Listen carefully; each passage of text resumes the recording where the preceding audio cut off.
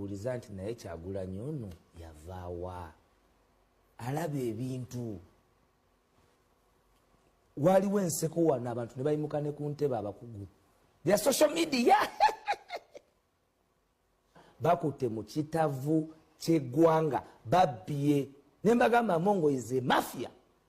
Eggwanga agenda dita kati aliko sanctions aliko kibakuntumye we bamusangira wonna mu transactions zonna lwa bulyake. So muyinza kutereeza nzija National Unity Platform okuba nti kyalabirawo obukyamu obwakirimu. Olwaleero amateeka ababaka ba parliament bakulaze nti tebamanya nti bannaabwe basiimibwa olw'emirimu egyabakolebwako bo. Ababaka ba parliament aba Uganda nabo tebamanya nti Mpuuga yakola bulungi, nti Sirwanyi yakola bulungi, okusinziira ku tteeka erijja olwaleero nti leero parliamentary procedure etandise. That is important. Kati olwaleero kivudde ye topic gye twandidiscussinze wano naye manyi nti waliwo okugivujjirira essente nnyingi byenjogera mbi owuninga nze lwaki oyagala gamba nti gwe gasogedde linnya nambye waliwo omanyi nekyo kizibu waliwo abavujjirira so era sinagamba gwe kuba this is a big topic of the country. Okay, abantu abana mu nkola ey'ekivandulo kakati ffe ne tuva ne tugamba munnaffe ddako ku mabbali nakkiriza n'okukkiriza. Kati ekitawaanya ayina kye yali abaddemu nakkiriza, ayina kye yali abaddemu ku likodi wano gwe kyoyinza otugamba nakkiriza, n'ebyamasasi era yagamba bya bufuzi. So information nga bwemaliriza twatula mu kakiiko yagamba eno yali set up against our leader to moving forward tugende mu maaso ffe tukiveemu. So the best way kwe kukivaamu leero kubanga mu buli ngeri bano abakiriikinze tebakiriikinze kikomaawo, bulina kukijja kukomangawo, bulina kukijja kukomangawo. Kati bwogambye nti nno waliwo okulaba ewala, I just want to believe. Yes. Kuba kati buli muntu yenna buli olukya buli muntu yenna bajja tambula ne wanaabaawo enkya nomination ngera wabaawo awaaba bulina Sewungu era ayogedde bw'ati. Sewungu agambye nti waayingidde mu banka bamuwerekereza ebigambo agambye bino sinakati ekiri tribal kubaddeko Saropendi kubaddeko Honorable Sewungu kubaddeko Thedros Chikubo kubaddeko MP w'Omumambuka kwaliko kakati amazima ffe kibadde kituvunaanya luli mwatuvuma. Waliwo ne bajournalist bannamawulire nga abamu bakola na wano nga bo balinga abasasuddwa Kagwanja Lumumanyi ye yali buli wamu nga bagamba nti ffe tuli wrong. Olwaleero kizze mu parliament emboozi ne bwoba wagidduka. Martin Luther King Jr. yagamba nti the arc of the truth will bend at whatever cost, even if the lie has a longer journey. Nti obuli mwami ono ne mwami Kabanda nga maliriza bakoze statements bbiri. Mwami Kabanda agambye nti mwami Mpuuga namuyisa bwentyo kyo si kituufu. Njagala bannayuganda mujjukire abalaba kuba mwami Kabanda teyaliko bamunyumiza bunyumizo baba mutegese butegesi ngajja. Nayaniriza mwami Mpuuga nensaba abasogera nembebaza obutamuyisa bubi wadde yabadde agezaako okutemula muto wange Kato era nembasaba bamulabirire.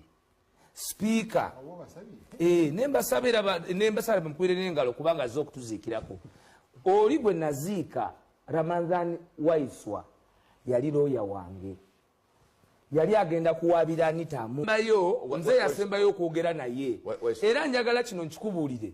Bwe najja neŋŋamba ebigambo bye nagamba Speaker nabimugamba with decorum era ne mugambako nti lekeraawo okuvuma n'okujojobya sayidi eno.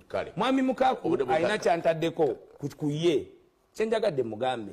Mwami Mukaaku nze I am very guarded with my tongue and language and I stand with every statement I make. That is why you will not find an apology on record.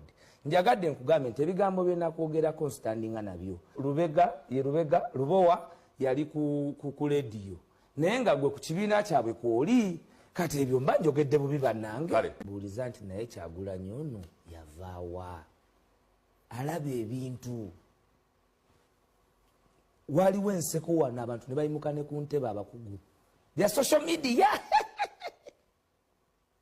bakutte mu kitavu ky'eggwanga babbye ne mbagamba Mongo is a mafia.